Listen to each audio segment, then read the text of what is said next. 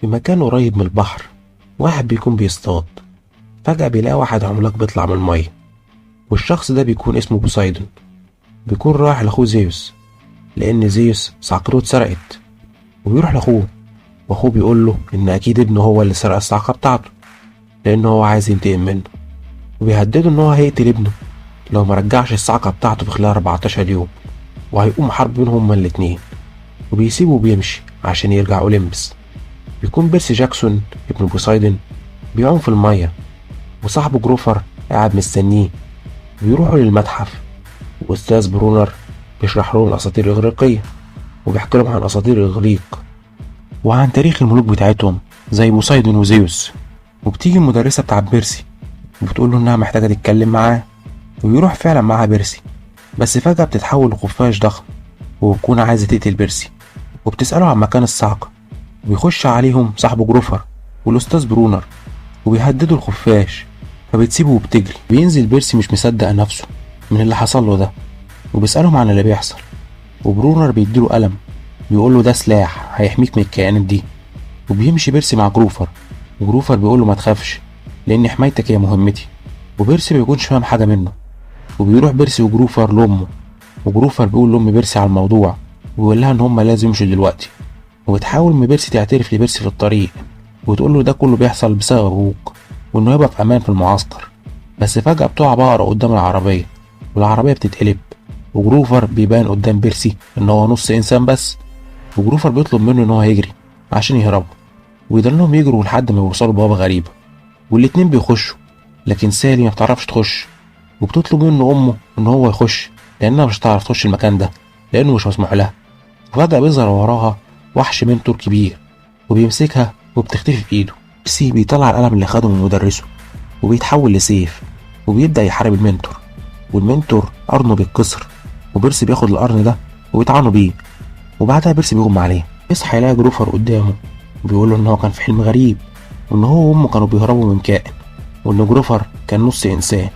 بيبص فعلا على جروفر بيلاقيه نص إنسان، وإن هو مش في حلم. وبياخده جروفر يوريه المكان، وبيعرفه إن هو ابن بوسايدون، وإن كل الموجودين هنا أنصاص ملوك زيه.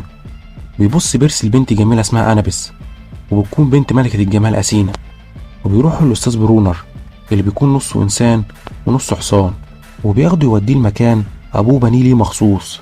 بيقول له إن الصاعقة بتاعت زيوس هي أقوى سلاح موجود، وإن الصاعقة لو مرجعتش في خلال 10 أيام هتقوم حرب بين أبوك وبين زيوس بسببه. ويطلب من بيرسي إن هو يحاول يلاقيها. يروح بيرسي يلبس لبس التدريب، وبيروح لبرونر، وبرونر بيجمع الكل وبيعرفهم على بيرسي، وبيسألهم مين هياخده معاه في فريقه عشان اللعبة.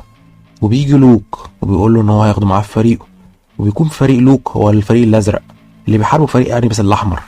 وتكون اللعبة إن الفريقين معهم علم، واللي يقدر ياخد علم التاني الأول يكسب. وبتبدأ اللعبة، وبيرسي بيتعب فبيروح يشرب مية، فبيشوف العلم الأحمر فبيروح يجيبه عشان يكسب. فبتنزله أنابيس وبتمسكه وتضربه وبتعوره في إيده وفي وشه. بيروح بيرسي ناحية المية، والمية بتعالجه. بيقوم تاني يضرب فيهم ويقدر يهزم أنابيس، وبياخد العلم وبيكسب فريقه. وبالليل هما بيحتفلوا، يكون أنابيس اتعرف على بيرسي. بيظهر هيدس وبيقول لبيرسي إن هو معاه أمه، وإن هو لو عايزها يجيب الصعقة ويجي. بيلم حاجته بالليل بيرسي عشان يروح لهيدس، وبيلاقي أنابيس وجروفر جايين معاه. وبيروحوا اللوك يسألوهم ما يروحوا لهيدس ازاي. وبيدي بيرسي كوتش بيطير، وبيديهم خريطة، والخريطة دي بيكون متحدد عليها مكان 3 لقالق، واللي هتقدر تخرجهم من جحيم هيدس أول لما يخلصوا. والخريطة أول لما يجمعوا ال3 لقالق هتوريهم الطريق لباب الجحيم. وبيدي لبيرسي درع هدية قبل ما يمشوا. وبيروحوا للمكان الأول عشان يجيبوا أول لؤلؤة، وبيكون المكان ده بتاع ميدوسا، واللي بتجمد أي حد بيبص لها، ولكن هما مبيكونوش عارفين كده اهو. ويتفرعوا عشان يلاقوا أول لؤلؤة، وبتظهر ميدوسا وتطاردهم، ولكن بيرسي بيقدر يشغلها ويقطع راسها. وبياخدوا راسها معاهم هما ماشيين، وبيلاقوا لؤلؤة في ايديها فبياخدوها. وبيبان مكان اللؤلؤة التانية على الخريطة، وبيروحوا للمكان وبيكون متحف، وبتكون اللؤلؤة على تاج تمثال أثينا في المتحف. وبيستخبوا في الحمام لحد بالليل ويطلعوا عشان يسرقوها. وبيلاقوا كام عامل، فبتخش أنابيس بتخدرهم بالأسهم بتاعتها. بيلبس بيرسي الكوتش الطاير وبيطير عشان يجيب اللؤلؤة، ولكن بيصحى العمال تاني ويبدأوا يتحولوا ويندمجوا مع بعض، وبيكونوا كائن غريب اسمه الهيدرا، واللي بيكون ب5 رؤوس. وبيستخبوا من الهايدرا بسرعة، بس مش عارفين يهربوا منه.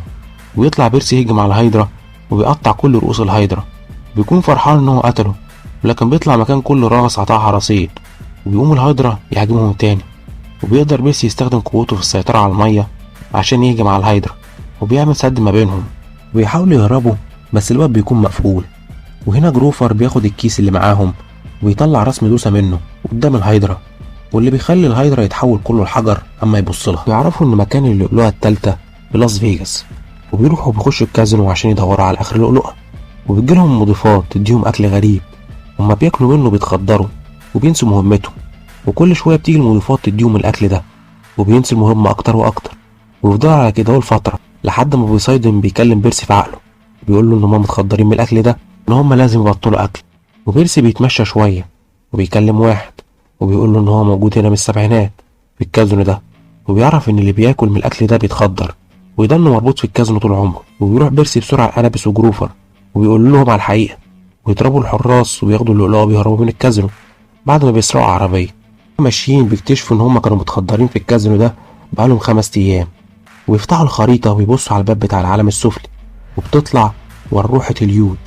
ويروحوا التلاتة لحد هناك، مبيكونش قدامهم وقت كتير. واما بيخشوا من الباب بيلاقوا واحد معاه مركب، فبيطلبوا منه ان هو يوديهم لهيدس، وهو بيقول لهم ان الاحياء ما ينفعوش يعدوا وان هم يروحوا يموتوا ويرجعوا. وجروفر بيحاول يرشيه بفلوس بس الراجل بيولع فيهم. وبيرسي بيطلع عملات ذهبية اخدها من لوك واديها له، والراجل بيوافق يوصلهم وياخدهم يوديهم قصر هيدس. بيخش جوه القصر وبتهجم عليهم كلاب الجحيم، بس بتمشيها بيرسيفوني مرات هيدس وبتاخدهم توديهم لهيدس. جروفر بيستغرب من شكله وبيقول له انت هيدس، فبيتحول هيدس لصورته التانية، فبيترعبوا وبيطلبوا منه ان هو يرجع تاني الشكل الاول. وبيرسي بيقول له ان هو مش هو اللي سرق الصعقة وان هو جاي بس عشان ياخد امه. وهيدس بيتعصب عليه وبيقول له ان هو لما ادلوش الصعقة هيقتل امه، ويطلع امه من حبسها قدامه. وبيرمي بيرسي درعه وبيجري على امه، والصعقة بتقع من الدرع. بيكون لوك خدع بيرسي وحطله الصعقة في الدرع، وبياخد هيدس الصعقة وبيكون هيقتلهم، بس بيرسيفوني بتاخدها منه وتضربه بيها، وبترجع الصعقة لبيرسي وتطلب منهم ان هم يهربوا. ويكون معاهم 3 لقالق بس وهم 4. فجروفر هيستنى مع بيرسيفوني، وبتخرج المجموعة بتروح لباب أولمبس اللي على برج الساعة. وأول لما بيوصلوا بيلاقوا لوك مستنيهم هناك، وتقوم ما بينهم معركة، وبياخد لوك الصعقة بيضل يضرب فيهم. بيطير بيرسي في الجو وبيهجم على لوك لحد ما بيقع على سطح برج تاني، ويبدأ قتال تاني ما بينهم. وبيرسي بيستخدم تحكمه في المية وبيهجم على لوك بالمية دي، وبيعمل روح من المية وبيهاجم بيها لوك ويرميه بعيد. وبيرجع بيرسي تاني ليهم ويخشوا من باب أولمبس، بس أمه ما بتكونش عارفة تخش لأنها إنسانة. وبيخش بيرسي وأنابيس، ويكون باقي الملوك بيتخانقوا مع بعض وبيقولوا إن الصعقة لسه مسروقة وإن الحرب ما بينهم هتبدأ قريب. ويخش بيرسي بالصعقة ويديها لزيوس، وزيوس بيقول له هو سرقها ليه، وهو بيقول له إن هو ما سرقهاش، ولكن لوك ابن هيرمس هو اللي سرقها عشان هما يحاربوا بعض. وبيطلب منه إن هو يرجع صاحبه جروفر من الجحيم. وأبوه بيقابله وبيتكلموا مع بعض، وأبوه بيعتذر له لأن هما كانوا ممنوعين من الاختلاط بالبشر. بيمشي بيرسي بيرجع المعسكر تاني، وبيقابل جروفر بعد ما طلع من الجحيم. بيقابل أنابيس وبيكملوا تدريب. وبيخلص الفيلم على كده اهو. استنى ملخصات أفلام تانية، ما تنساش اللايك والاشتراك. سلام.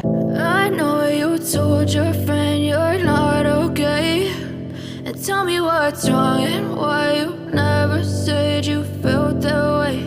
And guess you're trying to stay strong.